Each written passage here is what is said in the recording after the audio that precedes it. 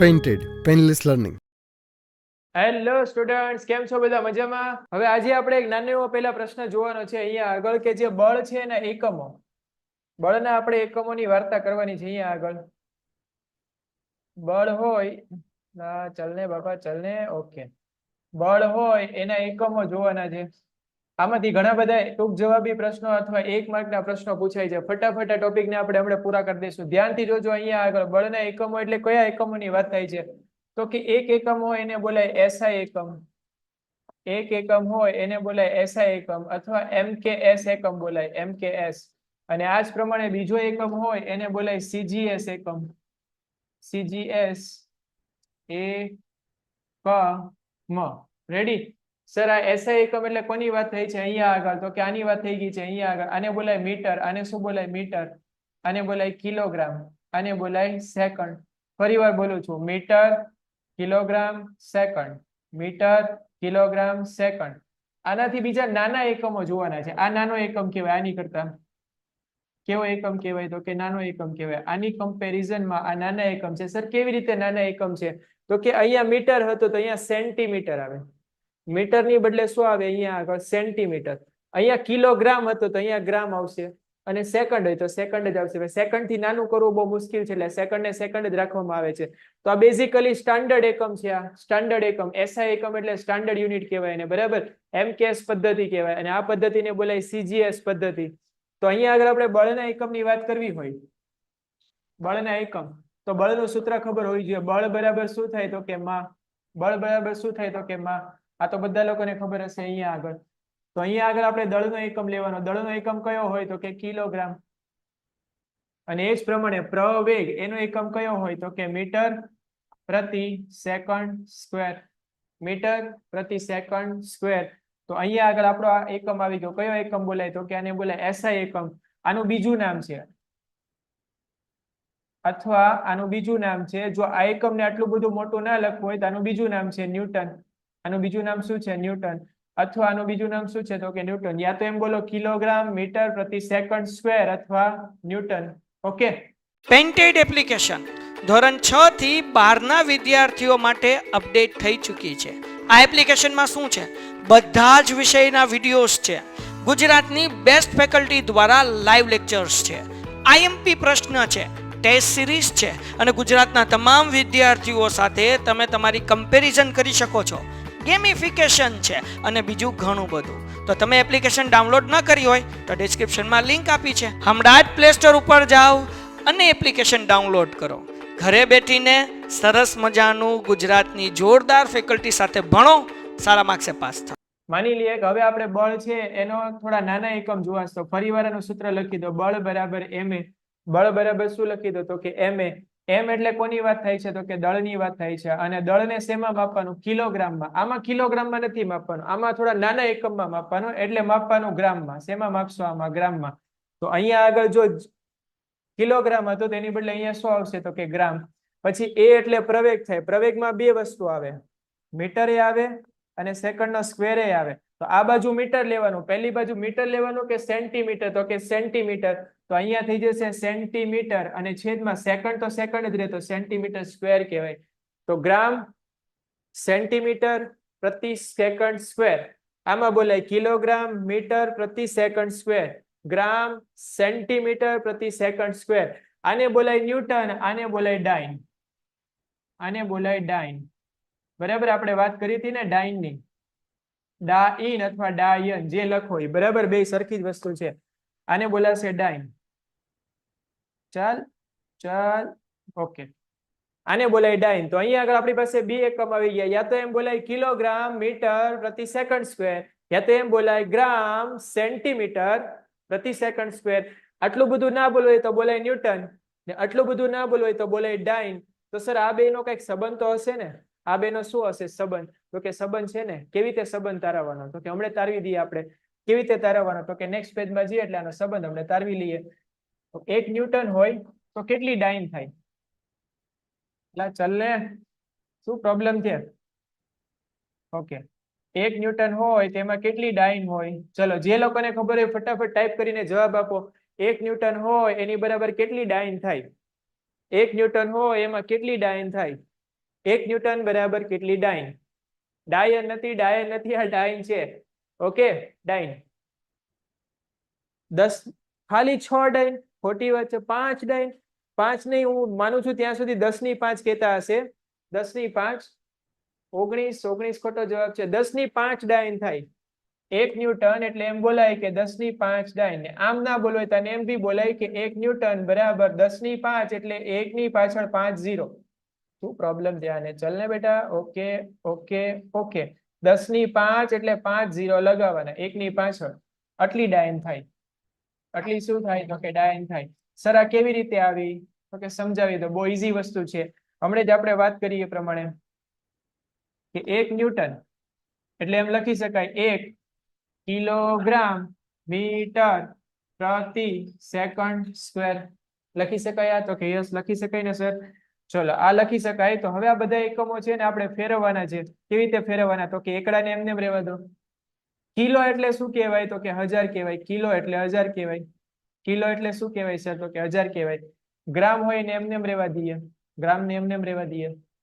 Metre હોય એમાં કેટલા સેન્ટીમીટર હોય? મીટર હોય એમાં કેટલા સેન્ટીમીટર હોય? તો કે 100.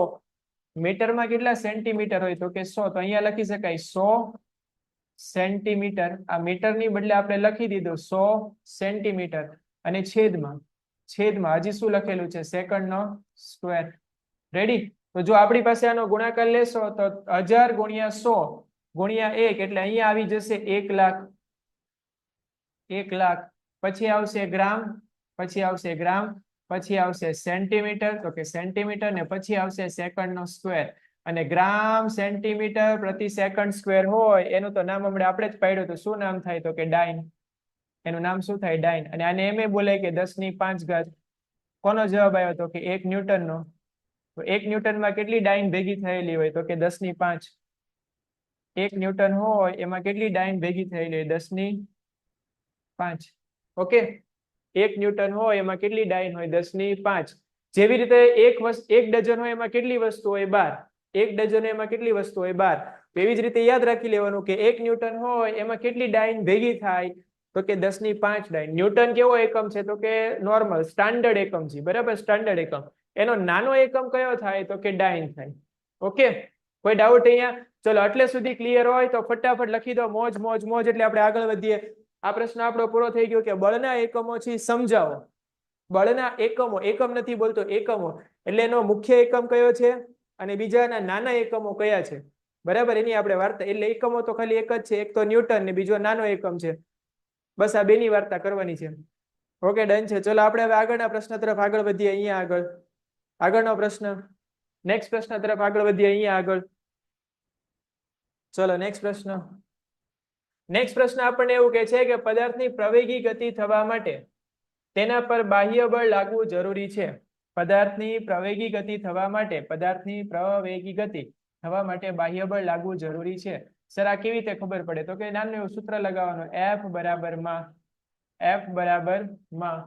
જો આપણે બળને 0 લઈ લઈએ, મતલબ બળ ના લાગે, બળ ન લાગે. જો બળ ના લાગતું હોય તો એનો જવાબ 0 લઈ લઈએ. બરાબર, m અને ગુણાકારમાં એને એમને એમ લખી દઈએ. બે વસ્તુનો ગુણાકાર 0 ક્યારે હોય? બે વસ્તુ હોય એનો ગુણાકાર 0 ક્યારે હોય? કાં તો પહેલું 0 હોય એટલે કે દળ 0 હોય, અથવા બીજું 0 હોય એટલે કે પ્રવેગ 0 હોય. કાં તો પહેલું 0 હોવું જોઈએ, કાં તો બીજું 0 હોવું જોઈએ. બરાબર, આ નોર્મલ ગણિત છે. 1 ગુણ્યા 0 કરીએ, જવાબ કેટલો આવે? 0. તો કે કાં તો 1 0 હોવો જોઈએ, તો પોસિબલ નથી. અને કાં તો 0 0 હોવો જોઈએ. તો મતલબ આ એવી જ વસ્તુ છે કે બે પદ આપ્યા એમાંથી એક પદ 0 હોવું જોઈએ. તો કોઈ પદાર્થનું દળ 0 ના હોઈ શકે. બરાબર, માની લો કે તમારો નખ છે, નખના 1000 ટુકડા કરી નાખો તો એનું કંઈક વજન આવશે, એનું કંઈક દળ આવશે. વાળની વાત કરીએ, એક વાળ કાપી લઈએ એના ટુકડા કરી નાખીએ આપણે, તો એનું કંઈક દળ આવશે. ભલે હાવ નજીવું આવશે પણ દળ તો આવશે. એટલે દળ કોઈનું 0 હોઈ શકે નહીં. રેડી? તેનો મતલબ શું થાય? પ્રવેગ કેવો હોય? 0. જો બળ 0 લઈએ તો પ્રવેગી 0 મળે. સવાલ શું હતો? ફરી વાર સાંભળો અહીંયા આગળ કે પ્રવેગી ગતિ માટે, પ્રવેગી ગતિ એટલે શું થવો જોઈએ? વેગમાં ફેરફાર. વેગમાં ફેરફાર. અહીંયા પ્રવેગ જ નથી એટલે વેગમાં ફેરફાર થતો નથી. બળ ના લાગે તો વેગમાં ફેરફાર ના થાય. ગઈકાલે આપણે આ ચર્ચા કરી હતી. તો આ પ્રશ્ન અહીંયા પૂરો થઈ ગયો. બસ એટલું જ કરવાનું છે, તમારે સમજાવવાનું છે. બળ 0 લઈએ તો પ્રવેગ 0 આવે. ફરીવાર બળ 0 લઈએ તો પ્રવેગ 0 આવે. સર આ દળ 0 ના આવે? તો કે આવે તો ખરી, પણ એ શક્ય નથી. આ શક્ય શું થયું બેટા? ચલ, આ શક્ય નથી. બરાબર, આપણે 0 તો ધારી લીધું, આ ગણિતની ભાષામાં આપણે 0 તો લઈ લીધું અહીંયા આગળ, પણ આ શક્ય નથી. એટલે શું 0 લઈ લેવાનું? પ્રવેગ. બરાબર, પ્રવેગ 0 હોઈ શકે. ચલો એની પછીનો પ્રશ્ન અહીંયા આગળ જોઈએ. પદાર્થ પર બળની અસર હોય એ શેના શેના ઉપર આધાર રાખે? પદાર્થ પર જે બળ લાગે એની અસર હોય એ કયા કયા પરિબળો ઉપર આધાર રાખે છે? તો કે 3 પરિબળો ઉપર આધાર રાખે. સૌથી પહેલા તો બળના મૂલ્ય ઉપર. સૌથી પહેલા કોના ઉપર આધાર રાખે? બળના મૂલ્ય ઉપર. બરાબર, બળ વધારે લાગે તો અસર વધારે થાય, ઓછું લાગે તો ઓછી થાય. આ તો બધાને ખબર પડે. બીજી વસ્તુ કે આ બળ કેટલા સમય સુધી લાગે છે? બળ કેટલા સમય સુધી લાગે છે એના ઉપર આધાર રાખે, એટલે કે ટાઈમ પર આધાર રાખે, ટી. પહેલું શેના ઉપર આધાર રાખે? તો કે એફ, બળના મૂલ્ય ઉપર. અને ત્રીજું શેના ઉપર આધાર રાખે? તો કે બળની દિશા ઉપર. બળ કઈ દિશામાં લાગે છે એની ઉપર આધાર રાખે. બરાબર, બળ કઈ દિશામાં લાગે એના ઉપર આધાર રાખે. ધારી લઉં કદાચ અહીંયા આગળ કે મારી પાસે અહીંયા આગળ એક વજનદાર ટેબલ પડ્યું છે, વજનદાર ટેબલ એકદમ, અને હું આ દિશામાં ધક્કો લગાવવાની ટ્રાય કરું છું, ધીમે ધીમે ધક્કો લગાવું છું, તો હું બળ તો લગાવું છું, 10 સેકન્ડ માટે બળ લગાવું છું, પણ બળનું મૂલ્ય બહુ ઓછું રાખ્યું છે. સમય મેં 10 ની બદલે 20 સેકન્ડ કરી દઉં, 30 સેકન્ડ કરી દઉં, 1 મિનિટ કરી દઉં, 2 મિનિટ કરી દઉં, 1 દિવસ કરી દઉં, 2 દિવસ કરી દઉં, એના ઉપર બળની અસર થશે? તો કે નહીં થાય. કેમ? તો કે એનું મૂલ્ય કેવું છે? ઓછું. મારે ટેબલને ખસેડવું હોય તો મારે શું કરવું પડશે? તો કે બળે લગાવવું પડશે, અને એટલું બધું બળ લગાવવું પડશે કે જેથી ટેબલ ખસી જાય. રેડી? તો અહીંયા સૌથી ઇમ્પોર્ટન્ટ વસ્તુ છે બળનું મૂલ્ય. બીજું ઇમ્પોર્ટન્ટ વસ્તુ એ છે અહીંયા આગળ કે બળ કઈ દિશામાં લાગે છે. અને ત્રીજી ઇમ્પોર્ટન્ટ વસ્તુ છે કે બળ કેટલા સમય સુધી લાગે છે. હવે અહીંયા પિક્ચરમાં સમય આવી ગયો આપણી પાસે. શું આવી ગયું? ઓકે, સમય. તો જો આની પહેલા આપણે ચેપ્ટર સ્ટાર્ટ કર્યું ત્યારે આપણી પાસે એક વસ્તુ અહીંયા અવેલેબલ હતી, બળ. બળ હોય એને તમારે સમજવું હોય તો શેનાથી સમજી શકાય? તો કે વેગમાન ના ફેરફારથી. વેગમાનના ફેરફારથી. પણ આ બળ કેટલી અસર કરશે એ તમારે સમજવું હોય તો એના માટે એક રાશિ અવેલેબલ છે, જે રાશિનું નામ છે બળનો આઘાત. બળનો આઘાત, બળની અસર અથવા બળનો આઘાત કહેવાય. બળ છે એ કેટલી અસર ઉત્પન્ન કરશે એ કેવી રીતે ખબર પડે? તો કે બળના આઘાતથી ખબર પડે. બળનો આઘાત એટલે શું? તો કે બહુ નાનું એવું સૂત્ર છે અહીંયા આગળ, બી અને બળ અને સમય. બળ અને સમય. બળ એટલે એફ, ગુણાકારમાં ટી એટલે ટાઈમ, સમય. અને બળનો આઘાત હોય એને બોલે ઇમ્પલ્શન. બરાબર, તો એના પરથી આઈ લઈ લીધું છે. બળનો આઘાત એના પરથી આઈ લઈ લીધું છે. તો આઈ બરાબર એફ ટી. સૂત્ર બની ગયું આઈ બરાબર એફ ટી. ફરી વાર લખી દઉં છું, આઈ બરાબર ફટ્ટી. આઈ બરાબર શું યાદ રાખશો? ફટ્ટી. આઈ બરાબર ફટ્ટી. શું યાદ રાખશો અહીંયા આગળ? આઈ બરાબર ફટ્ટી. પણ યાદ હોવું જોઈએ, ફ એટલે એફ એટલે શું અને ટી એટલે ટાઈમ, એ તો ખબર જ હોય. અને આઈ એટલે શું થાય? તો કે બળનો આઘાત. તો બળનો આઘાત છે કેવી રીતે કામ કરે છે? બીજી એક વસ્તુ, ગઈકાલે આપણે આવું સૂત્ર જોયું હતું અહીંયા આગળ, એફ બરાબર ડેલ્ટા પી છેદમાં ટી આવે. જો આપણે ડેલ્ટા પી ને કરતા બનાવી દઈએ તો ટી હોય ભાગાકારમાં હોય તો આ બાજુ જાય તો ગુણાકારમાં વહી જાય. અને એમ લખી શકાય કે એફ ટી બરાબર ડેલ્ટા પી. તો હમણાં જ વાત કરી ફટ્ટી, એફ ટી, ફટ્ટી ફટ્ટી ફટ્ટી. ફટ્ટી કોનું સૂત્ર છે? તો કે સર આઈ નું સૂત્ર છે. તો આઈ એટલે શું કહેવાય બાળકો? હમણાં જ આપણે વાત કરી, આઈ એટલે બળનો આઘાત. એટલે શું કહેવાય? તો કે વેગમાનમાં થતો ફેરફાર. વેગમાનમાં થતો ફેરફાર. ઓકે, બળનો આઘાત એટલે શું કહેવાય? વેગમાનમાં થતો ફેરફાર. ફરી વાર બોલો, બળનો આઘાત એટલે શું કહેવાય? વેગમાનમાં થતો ફેરફાર. હવે ઘણા લોકોને અહીંયા કન્ફ્યુઝન થતું હશે. શું કન્ફ્યુઝન થાય? એ કન્ફ્યુઝન ને ફટાફટ અહીંયા આગળ દૂર કરી દઉં છું. ધ્યાનથી જોજો, અહીંયા આગળ કન્ફ્યુઝન ફટાફટ દૂર કરી દઉં છું કે સર આ બળ એટલે કે એફ અને બીજું બળનો આઘાત. બળનો આઘાત એટલે કે આઈ. આ બેમાં શું તફાવત હોય? તો સૌથી પહેલા તો બેટામાં સૂત્રનો તફાવત હોય. બળ એટલે બળ કહેવાય, એમ એ. બરાબર, બળ એટલે એમ એ કહેવાય, એનું સૂત્ર થઈ ગયું. બીજું આનું સૂત્ર શું હોય? તો કે હમણાં જ આપણે વાત કરી હતી, બળનો આઘાત એટલે આઈ કહેવાય, આનું સૂત્ર થાય એફ ટી. અને આનું બીજું સૂત્ર થાય ડેલ્ટા પી. બીજું સૂત્ર શું થશે? ડેલ્ટા પી.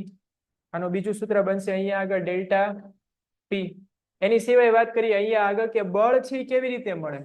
તો કે સર બળ મેળવવા માટે તમને ખબર હોવી જોઈએ વેગમાનમાં થતા ફેરફારનો સમય દર.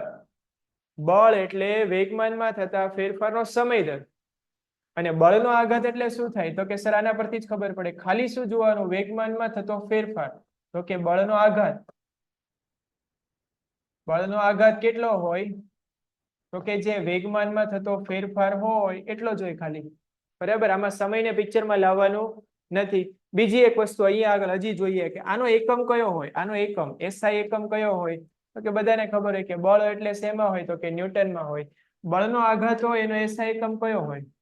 બળનો આઘાત હોય એનો એસઆઈ એકમ કયો હોય? તો કે સૂત્ર પરથી ખબર પડે. બળ હોય એનો એકમ કયો આવે? ન્યૂટન. અને સમય હોય એનો એકમ કયો આવે? સમય. તો કે સેકન્ડ. આનો એકમ બની ગયો ન્યૂટન પ્રતિ second.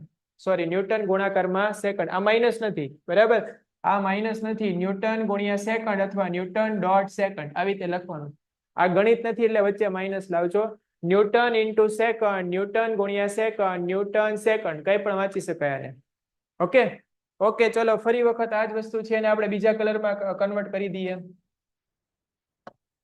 Background change, take take take take. Okay, ફરી વાર આ જ વસ્તુ છે અને એક વખત એક્સપ્લેન કરી દઉં છું. અહીંયા આગળ ફરી વખત અહીંયા આગળ નંબરિયા પાડીએ છીએ બળના એટલે કે એફ ના, અને અહીંયા આગળ વાત કરવાની છે બળનો આઘાત. બળનો આઘાત એટલે કે આઈ. એટલે ચાલ ને, શું પ્રોબ્લેમ આવે છે આને? બળનો કઈક પ્રોબ્લેમ લાગે છે આને. બળનો આ બોલો શું પ્રોબ્લેમ છે? ઓકે, બળનો આઘાત એટલે કે આઈ. ચલો, બળ કોના ઉપર આધાર રાખે? તો કે સર બળ છે એનું સૂત્ર છે એફ બરાબર માં. અને એ જ પ્રમાણે અહીંયા આગળ જો આપણે બળના આઘાતનું સૂત્ર લખીએ તો આઈ બરાબર 30. આઈ બરાબર શું લાગશે અહીંયા આગળ? આઈ બરાબર 30. અને આનું સૂત્ર હમણાં જ આપણે જોયું હતું, ડેલ્ટા પી થાય. 30 એટલે બીજું શું થાય? ડેલ્ટા પી. બળ કોની ઉપર આધાર રાખે? બળ તો કે સર ગઈકાલે ન્યૂટનનો બીજો નિયમ જોયો હતો, વેગમાન. અને સંકેતમાં જ લખી દો. બળ કોની ઉપર આધાર રાખે? તો કે વેગમાનમાં થતા ફેરફારના સમય દર ઉપર. વેગમાનમાં થતા ફેરફારના સમય દર ઉપર. તો બળનો આઘાત, બળનો આઘાત કોના ઉપર આધાર રાખે? બળનો આઘાત કોના ઉપર આધાર રાખે? તો ખાલી ને ખાલી વેગમાનના ફેરફાર ઉપર. એની પછી જો આપણે અહીંયા આગળ વાત કરીએ કે આનો એકમ કયો થાય સર? તો કે બળનો એકમ તો બધાને ખબર છે ન્યૂટન થાય. એ જ પ્રમાણે આનો એકમ કયો થાય? તો કે આનો એકમ એક તો ન્યૂટન તો આવે જ તે, અને ટાઈમ આવ્યો એટલે બીજું શું આવી જાય? સેકન્ડ. તો આનો એકમ થાય ન્યૂટન ગુણાકારમાં સેકન્ડ. બીજી એક વસ્તુ, કેવી રાશિ છે? તો કે આઈ સદિશ રાશિ છે. આઈ કેવી રાશિ છે? સદિશ. આઈ કેવી રાશિ છે? તો કે સદિશ રાશિ છે. સદિશ રાશિ હોય તો આની દિશા ક્યાં હોય? તો કે વેગમાનની દિશામાં. વેગમાનનો જે ફેરફાર થાય, વેગમાનના ફેરફાર ની દિશામાં, વેગમાનનો જે ફેરફાર થાય એની દિશામાં હોય. આની દિશા કોની દિશામાં હોય? તો કે વેગમાનના ફેરફારના સમય દર. એટલે દિશા તો બેની સરખી જ હોય, આમાં કઈ અલગ ના હોય. રેડી? પેન્ટેડ એપ્લિકેશન ધોરણ 6 થી 12 ના વિદ્યાર્થીઓ માટે અપડેટ થઈ ચૂકી છે. આ એપ્લિકેશનમાં શું છે? બધા જ વિષયના વિડીયોઝ છે. ગુજરાતની બેસ્ટ ફેકલ્ટી દ્વારા લાઈવ લેક્ચર્સ છે. આઈએમપી પ્રશ્ન છે, ટેસ્ટ સિરીઝ છે, અને ગુજરાતના તમામ વિદ્યાર્થીઓ સાથે તમે તમારી કમ્પેરિઝન કરી શકો છો. ગેમિફિકેશન છે અને બીજું ઘણું બધું. તો તમે એપ્લિકેશન ડાઉનલોડ ન કરી હોય તો ડિસ્ક્રિપ્શનમાં લિંક આપી છે. હમણાં જ પ્લે સ્ટોર ઉપર જાઓ અને એપ્લિકેશન ડાઉનલોડ કરો. ઘરે બેઠીને સરસ મજાનું ગુજરાતની જોરદાર ફેકલ્ટી સાથે ભણો, સારા માર્ક્સે પાસ થાઓ. આની પછીનો ટોપિક જોઈએ આપણે. હવે વાત કરવાની છે અહીંયા આગળ આપણે ન્યૂટનના ત્રીજા નિયમની. બરાબર, ન્યૂટનના ત્રીજા નિયમને સમજતા પહેલા બળનો આઘાત આપણે હમણાં જ વાત કરી. ગઈકાલે આની વાત કરી હતી અહીંયા આગળ. ગઈકાલે આપણે આની વાત કરી હતી કે જો કોઈ ક્રિકેટર હોય, વિકેટ કીપર હોય, યા તો તમે ખુદને બી ધારી શકો કે એને કોઈ કેચ પકડવાનો હોય, યા સામેથી કોઈ વસ્તુ છે ખૂબ જ ઝડપમાં આવે છે અને આપણે આમ પકડવી છે. ધારી લે કે કોઈ દડો છે એને આમ પકડી રાખો છે, તો સીધે સીધો આવી રીતે કેચ ના કરાય. કેચ કેવી રીતે કરે? તો કે ધીરે કરીને બોલ હોય ને પાછળ લઈ જાય. આવું કેમ કરવાનું? તો કે અહીંયા આગળ એક સામે શું આવી ગઈ? તો કે મસ્ત મજાની એક નાની એવી રીલ્સ યા તો જીપ ફાઇલ આવી ગઈ, GIF ફાઇલ. બરાબર, અહીંયા આગળ સીધે સીધે એક્ઝામ્પલ આપી દીધું. તમારા કમેન્ટમાં. Very good. આમાં શું કરવાનું છે તો કે સામેથી જે મસ્ત મજાનો બોલ આવે છે, બરાબર છે, વેગ સાથે, જોરદાર વેગ સાથે, એને કહ્યું બેટા થોડો ધીરે પડી જાય. એ જાતે તો ધીરે નહીં પડે, એટલે આપણે એને ધીરે ધીરે કરીને ફોસલાવીને આવી રીતે લઈ લેવાનો. મતલબ એના બળની અસરને આપણે ધીરે ધીરે ઓછી કરવાની. ધીરે ધીરે મતલબ સમય સાથે એનો બળનો આઘાત શું કરવાનો? ઓછો કરવાનો. રેડી? એટલે બળની અસર હોય એ કોના દ્વારા સમજી શકાય તો કે બળના આઘાત દ્વારા. બળના આઘાત દ્વારા. ઓકે, ચલો આગળ. ન્યૂટનની ગતિનો ત્રીજો નિયમ શું કહે છે? ન્યૂટનની ગતિનો ત્રીજો નિયમ શું કહે છે તો કે બે શબ્દો જ કહે છે. બહુ ઈઝી વસ્તુ છે. એક તો આઘાત. કલર ચેન્જ કરી દઈએ આપણે, યલો યલો કલર કરી દઈએ. ઓકે, ન્યૂટનની ગતિનો બીજો નિયમ શું કહે છે તો કે એક તો આઘાત શબ્દ કહે છે અને બીજો શબ્દ કહે છે પ્રત્યાઘાત. બરાબર, એક તો આઘાત અને બીજું પ્રત્યાઘાત. આઘાત અને પ્રત્યાઘાત હોય એ હંમેશા સરખા મૂલ્યના હોય, સરખા મૂલ્યના હોય અને પરસ્પર વિરુદ્ધ દિશામાં હોય. પરસ્પર કેવી દિશામાં હોય? વિરુદ્ધ દિશામાં. ધારી લઈએ કે કોઈ હોડીની વાત કરીએ, નદીમાં કોઈ હોડી છે, બરાબર, એની ઉપર આપણે ઊભા છીએ અને આપણે આમ આગળ જવા ટ્રાય કરીએ, બરાબર, તો આપણે તો આગળ વ્યા જશું, પણ એ જ ટાઈમે આપણે બળ આગળ લગાવીએ છીએ તો ઓટોમેટિક બળ બીજું ક્યાં લાગતું હશે? પાછળ. હોડી પાછળની દિશામાં ખસશે. તો આપણે આઘાત લીધો તો પાછળની દિશામાં પ્રત્યાઘાત આવ્યો. આ બે બળ હંમેશા સરખા હોય. બે બળના મૂલ્ય કેવા હોય? સરખા. પણ બેની બળની અસર સરખી ના હોય. હું ફરી વાર બોલું છું, બે બળના મૂલ્ય સરખા હોય. જેટલો આઘાત હોય એટલો જ પ્રત્યાઘાત હોય. ફરી વાર બોલું, જેટલો આઘાત એટલો જ પ્રત્યાઘાત. જેટલો આઘાત એટલો જ પ્રત્યાઘાત. બે બળના મૂલ્ય સરખા. બે બળના મૂલ્ય કેવા હોય? સરખા. દિશા કેવી હોય તો કે વિરુદ્ધ. એક આગળ લાગતું હોય તો એક ક્યાં લાગે? પાછળ. પણ લાગે કોની ઉપર તો કે અલગ અલગ પદાર્થ ઉપર. માની લો હું આગળ જાઉં છું તો હું આગળ જવા માટે બળ ક્યાં લગાવીશ? રસ્તા ઉપર, યા તો અહીંયા જે બી સપાટી એની ઉપર બળ લગાવીશ. ચાલતી વખતેની વાત કરું છું. અને ઓટોમેટિક એ ટાઈમે રસ્તો ક્યાં જાય છે? પાછળ. આપણે રસ્તા ઉપર બળ લગાવે છે, રસ્તો બી આપણા ઉપર બળ લગાવે છે, પણ આમાં બળની અસર કોના ઉપર વધારે થાય છે તો કે આપણા ઉપર. એના દ્વારા આપણે ચાલી શકીએ છીએ. રેડી? પણ આપણે જયારે આગળ ચાલીએ છીએ ત્યારે રસ્તા પર બળ લગાવીએ તો રસ્તો કઈ પાછળ નથી જતો. કેમ નથી જતો? કારણ કે રસ્તાનું જડત્વ છે, રસ્તાનું દળ બહુ વધારે છે. જડત્વ એટલે દળ, એની પહેલા આપણે વાત થઈ ગઈ. એટલે બળ તો આપણે લગાવીએ છીએ, રસ્તો લગાવે છે, પણ આપણા ઉપર જે બળ લાગે છે એના લીધે આપણે આગળ જઈએ છીએ. અને આપણે રસ્તા ઉપર બળ લગાવીએ છીએ તો રસ્તો કઈ પાછળ જતો નથી. બરાબર? એની અસર થતી નથી. એટલે જ મેં શરૂઆતમાં કીધું, આઘાત અને પ્રત્યાઘાત બે કેવા હોય? સરખા મૂલ્યના. અને દિશા કેવી હોય? વિરુદ્ધ હોય. બરાબર? પણ આઘાતના લીધે જે અસર થતી હોય ને પ્રત્યાઘાતના લીધે જે અસર થતી, બે કોના પર થતી હોય? અલગ અલગ પદાર્થો ઉપર થતી હોય. તેની બેની અસર સરખી હોઈ બી શકે, ના બી હોઈ શકે. રેડી? ઉદાહરણ દ્વારા સમજીએ આપણે. અહીંયા આગળ અલગ અલગ ઉદાહરણ આપણે લેવાના છે. ચલો, આ ન્યૂટનની ગતિનો ત્રીજો નિયમ છે. એમાં બે શબ્દો યાદ રાખવાના છે, આઘાત અને પ્રત્યાઘાત. આઘાત અને પ્રત્યાઘાત બે સરખા મૂલ્યના હોય અને વિરુદ્ધ દિશામાં હોય. બસ એક લાઈનમાં લખી દો, ચાલી જશે. આમાં બીજું કઈ કરવાની જરૂર નથી. પણ આનાથી થોડી અઘરી ભાષામાં લખવું હોય તો તમને આવી રીતે અહીંયા આપ્યું છે, બે પદાર્થો વચ્ચેની આંતરક્રિયા દરમિયાન જ્યારે એક પદાર્થ બીજા પદાર્થ પર બળ લગાડે છે ત્યારે બીજો પદાર્થ ત્યારે ને ત્યારે જ તત્કાળ પહેલા પદાર્થ પર પણ બળ લગાડે છે. આ બંને બળો એટલે કયા તો કે આઘાત અને પ્રત્યાઘાત. બંને બળો સમાન મૂલ્યના હોય અને પરસ્પર વિરુદ્ધ દિશામાં હોય. આ બળો અલગ અલગ પદાર્થો પર લાગે છે. સૌથી ઇમ્પોર્ટન્ટ વસ્તુ, એક જ પદાર્થ પર લાગતા નથી. આને બોલે ન્યૂટનની ગતિનો ત્રીજો નિયમ. શોર્ટમાં યાદ રાખવું હોય તો ન્યૂટનની ગતિનો ત્રીજો નિયમ શું કહે છે? બરાબર, તો કે આઘાત અને પ્રત્યાઘાત સરખા હોય પણ વિરુદ્ધ દિશામાં હોય. ઓકે, ચલો હવે વાત કરીએ અહીંયા આગળ કે ફૂટબોલની રમતમાં, ફૂટબોલનું ઉદાહરણ જોઈએ. ફૂટબોલની રમતમાં ઘણી વાર આને ડાયરેક્ટ હજુ સમજાવી દો. ફૂટબોલ નીચે પડ્યો હોય, ફૂટબોલને તમે આ રીતે કિક મારશો, બરાબર, તો તમે ફૂટબોલ ઉપર બળ લગાવ્યું, ફૂટબોલ તમારી ઉપર બળ લગાવશે. ફોર એક્ઝામ્પલ આપણે ધારી લઈએ કે આપણે ફૂટબોલ ઉપર 10 બળ લગાવીએ તો ફૂટબોલે આપણી ઉપર કેટલું બળ લગાવશે? 10. પણ ફૂટબોલ ઉપર આપણે બળ લગાવ્યું એટલે ફૂટબોલનું પોતાનું દળ ઓછું હોવાથી ફૂટબોલ તરત શું થઈ જશે તો કે દૂર ભાગી જશે. અને ફૂટબોલ આપણી ઉપર 10 જેટલું બળ લગાવશે તેની અસર આપણા ઉપર થશે નહીં. તો આઘાત અને પ્રત્યાઘાત બે સરખા જ હોય. એની અસર કેવી હોય તો કે અલગ અલગ. આપણે ફૂટબોલ ઉપર અસર ઉપજાવી દીધી, ફૂટબોલે આપણા ઉપર અસર ઉપજાવી નહીં. એટલે આઘાત અને પ્રત્યાઘાત સરખા હોય પણ એના લીધે જે પદાર્થ પર અસરો થતી હોય એ કેવી હોઈ શકે તો કે અલગ અલગ હોઈ શકે. રેડી? તો આ નિયમમાં તમારે 3 વસ્તુ યાદ રાખવાની છે. પહેલી વસ્તુ આ યાદ રાખવાની કે આઘાત અને પ્રત્યાઘાત કેવા હોય તો કે સમાન હોય. આઘાત અને પ્રત્યાઘાત કેવા હોય તો કે સરખા જ હોય. બીજું, કેવી રીતે લાગે સર તો કે વિરુદ્ધ દિશામાં. એક આગળ લાગતી હોય તો એક પાછળ લાગે, એક ઉપર લાગતી હોય તો એક નીચે લાગે, હંમેશા ઓપોઝિટ દિશામાં લાગે. અને ત્રીજું, આ હંમેશા કોના ઉપર લાગે તો કે આઘાત અને પ્રત્યાઘાત. આઘાત અને પ્રત્યાઘાત કોની ઉપર લાગે તો કે અલગ અલગ પદાર્થો ઉપર. અલગ અલગ પદાર્થો ઉપર લાગતા હોય. રેડી? આ 3 વસ્તુ તમારે યાદ રાખવાની. આ 3 વસ્તુને એક નિયમમાં આવરી લો એટલે ન્યૂટનની ગતિનો કયો નિયમ થઈ જશે અહીંયા આગળ? ત્રીજો નિયમ. ન્યૂટનની ગતિનો ત્રીજો નિયમ આ રીતે તમારે સમજવાનો છે. પહેલા એનું એક વિધાન લખવાનું છે અને પછી તમારે 1 અથવા 2 ઉદાહરણ દ્વારા એને સમજાવવાનું છે. ફૂટબોલનું ઉદાહરણ લઈ શકો, હોડીનું ઉદાહરણ લઈ શકો, ચાલતા હોય એનું ઉદાહરણ લઈ શકો. આવા ઘણા બધા ઉદાહરણો પોસિબલ છે.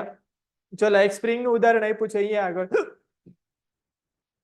સ્પ્રિંગ છે અને એક છેડેથી તમારે સ્થિર કરી દેવાની, બાંધી દેવાની છે. આ પહેલી સ્પ્રિંગ થઈ ગઈ બી.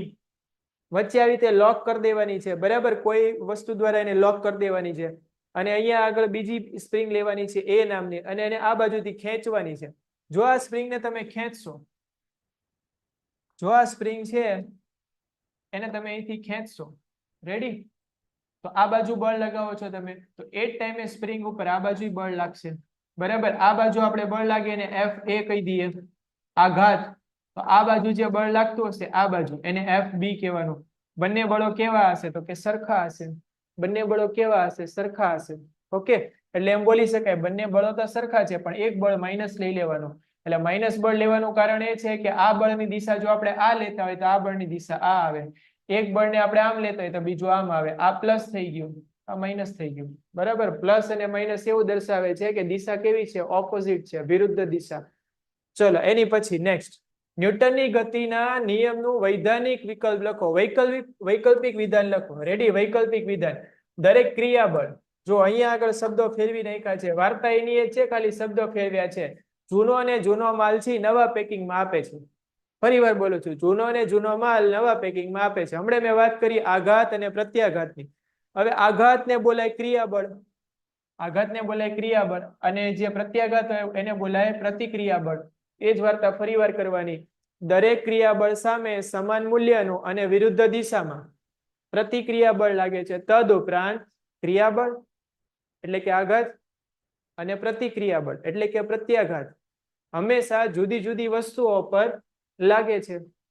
એની એ જ વાત ફરીવાર બીજી રીતે સમજાવે છે. બરાબર? તો તમને જે વિધાન ઈઝી લાગે એ વિધાન તમારે પરીક્ષામાં લખવાનું. તમારા કોઈ માર્ક્સ જશે નહીં. પણ આમાં 3 વસ્તુ આવી જોઈએ. ફરીવાર બોલું છું, આઘાત, પ્રત્યાઘાત, આ 2 શબ્દો આવવા જોઈએ. અથવા ક્રિયાબળ, પ્રતિક્રિયાબળ, આ 2 માંથી કોઈ શબ્દો આવવા જોઈએ. કેવા હોય તો કે સમાન મૂલ્યના. ક્યાં લાગે તો કે વિરુદ્ધ દિશામાં. અને કેવી રીતે લાગે તો કે આઘાત અને પ્રત્યાઘાત સરખા લાગે, વિરુદ્ધ દિશામાં લાગે અને અલગ અલગ પદાર્થો પર લાગે. આ 3 વસ્તુ હોય એક વિધાનમાં તમારે આવરી લેવાની. એટલે ન્યૂટનની ગતિનો કયો નિયમ થઈ ગયો? ત્રીજો નિયમ. ઓકે, ડન છે? ચલો, એટલે સુધી ક્લિયર હોય તો ફટાફટ ટાઈપ કરી દો કે સર મોજે મોજ. મોજે મોજ એટલે આગળ વધીએ. ફટાફટ ટાઈપ કરો. Next topic, next. બંદૂક વાળું ઉદાહરણ જોઈ લે. અહીંયા આગળ બંદૂકમાં અહીંયા આગળ આપણે એક રાઇફલ મૂકેલી છે. બરાબર? ગોળી મૂકેલી છે, તમને દેખાતી હશે. અહીંયા આગળ કલર ચેન્જ કરી એટલે દેખાતી હશે. આ ગોળી મૂકવાની છે. ગોળી ઉપર બળ કઈ દિશામાં લાગશે તો કે આગળની દિશામાં, આ દિશામાં બળ લાગશે. ગોળી તે એ જ ટાઈમે ગોળી કઈ તરફ બળ લગાવશે તો કે આ તરફ બળ લગાવશે. એટલે જ્યારે તમે આ ટાઈપની જે બંદૂક હોય, રાઇફલ વાળી બંદૂક, બરાબર, એનાથી તમે આવી રીતે સામે શું કરશો? અહીંયા આગળ તો કે ફાયરિંગ કરશો. ત્યારે ગોળી તો આગળ જશે પણ એ ટાઈમને તમને ખભા પર પાછળની તરફ શું લાગશે? અહીંયા આગળ પાછળની તરફ તો કે ધક્કો લાગશે. તો આમાં ન્યૂટનની ગતિનો કયો નિયમ આવે? ત્રીજો નિયમ. બરાબર? આઘાત, પ્રત્યાઘાત સરખા મૂલ્યના, વિરુદ્ધ દિશામાં હોય અને 2 અલગ અલગ વસ્તુ પર લાગે. આઘાત ગોળી ઉપર, પ્રત્યાઘાત ખભા ઉપર. ઓકે, એની પછીનું ઉદાહરણ, ચોથું ઉદાહરણ તમને હોડીનું આપ્યું છે, બોટનું ઉદાહરણ આપ્યું છે. બરાબર? બોટમાં શું થાય તો કે મેં વાત કરી એ પ્રમાણે જ્યારે બોટમાંથી તમે ઉતરવાનો પ્રયત્ન કરો તો બોટ પાછળની દિશામાં ધકેલાય છે, તમે બળ આગળની દિશામાં લગાવો છો. તો આમાં એ જ વસ્તુ કરવાની છે. તો જ્યારે તમને ન્યૂટનની ગતિનો ત્રીજો નિયમ પૂછાય ત્યારે તમારે શું કરવાનું છે તો કે પેલા વિધાન લખવાનું છે અને કોઈ પણ 2 ઉદાહરણો શોર્ટમાં સમજાવી દેવાના છે. 3 માર્કમાં પ્રશ્ન આવશે, શોર્ટમાં સમજાવવાના. કોઈ પણ ઉદાહરણ લઈ શકો. દાખલા તરીકે હોડીનું ઉદાહરણ થઈ ગયું, બંદૂક વાળું ઉદાહરણ થઈ ગયું, સ્પ્રિંગ વાળું ઉદાહરણ થઈ ગયું, કોઈ પણ 2-3 ઉદાહરણ છે એમાંથી કોઈ પણ 2 સમજાઈ દેવાના. ઓકે, વાંચીને પોતાની મૌલિક ભાષામાં. બરાબર છે? ડન છે? ચલો, આ સાથે બાળકો અહીંયા આગળ આ ચેપ્ટરના જે મેઇન ટોપિક હતા એ બધા અહીંયા આગળ આપણે પૂરા થઈ ગયા છે. આમ જોવા જઈએ તો ચેપ્ટર લગભગ પૂરું થઈ ગયું. પૂરું થઈ ગયું એવું નથી કહેતો, લગભગ પૂરું થઈ ગયું. જેટલા મેઇન કોન્સેપ્ટ હતા એ બધા પૂરા થઈ ગયા. હું એને ફટાફટ 1 મિનિટમાં રિવાઇઝ કરી દઉં છું. અહીંયા આગળ ધ્યાનથી જોજો. પહેલો ટોપિક અહીંયા આગળ હતો જડત્વ.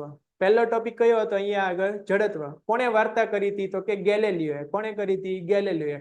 ગેલેલિયોએ નિયમ આપ્યો તો પેલા લખોટી રમતા રમતા જડત્વનો નિયમ. જડત્વનો નિયમ શું કહે છે? જેટલું દળ વધારે એટલું જડત્વ વધારે, જેટલું દળ ઓછું એટલું જડત્વ ઓછું.